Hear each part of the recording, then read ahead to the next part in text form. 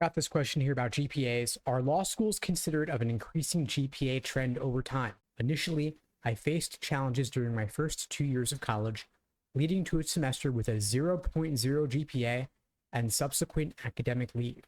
After returning, I improved significantly, achieving a 3.84 GPA in the following 2 years, which raised my cumulative GPA from 1.9 to 3.5. Will law schools value this upward trend, especially for schools where my cumulative GPA is below the median, or do they primarily focus on the final GPA figure? I intend to detail these circumstances in my application essays.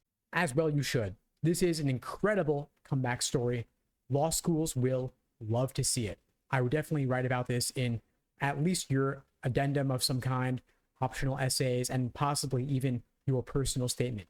You could write one story in one essay, another in another essay. So you mentioned there are challenges you faced during the first 2 years, leading to that 0.0 GPA in the academic leave. Of course, you will have to explain this in an addendum, and you might also want to write about the challenges specifically in your personal statement or other optional essays. Of course, it's about how you tell the story, not what the story is. So no matter what happened, and I don't know the details here, I would, of course, frame it as what you learned from the experience. Don't make it a sob story, but rather how you grew from whatever the experience was. Now, so yes, law schools do love to see the upward trend. It's much better to go from a 1.9 to a 3.5 than from a 3.5 down to a 1.9. 3.84 in the following 2 years is incredible. And of course, they will see that ending point and celebrate it.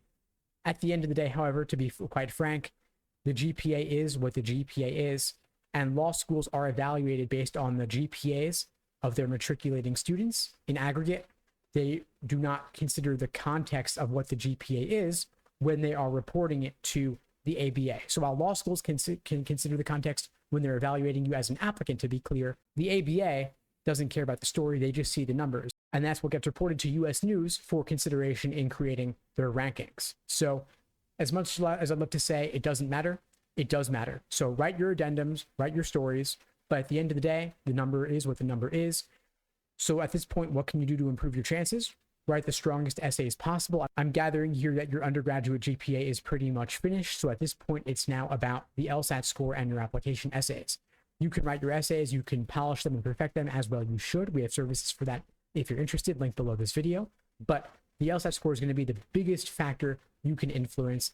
Hopefully you're not done with the LSAT yet, but you still have plenty of time to improve significantly if you're applying to law school for the cycle starting this fall. You could take the LSAT in, say, April or June with the logic games, or in August or later without the logic games, and focusing on getting the highest LSAT score possible will do a lot more for you to boost your chances than worrying about your GPA at this point in time. It sounds like it's pretty much fixed. So, of course, tell the story behind your GPA in the most compelling way you possibly can, and approach it from different angles, potentially in different essays.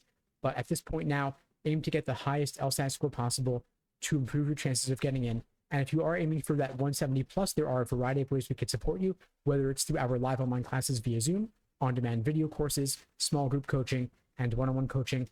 You can check out the links below this video to find out more and to book a call with me and my team. We'd be glad to help you out. And in the meantime, I wish you all the best and take care.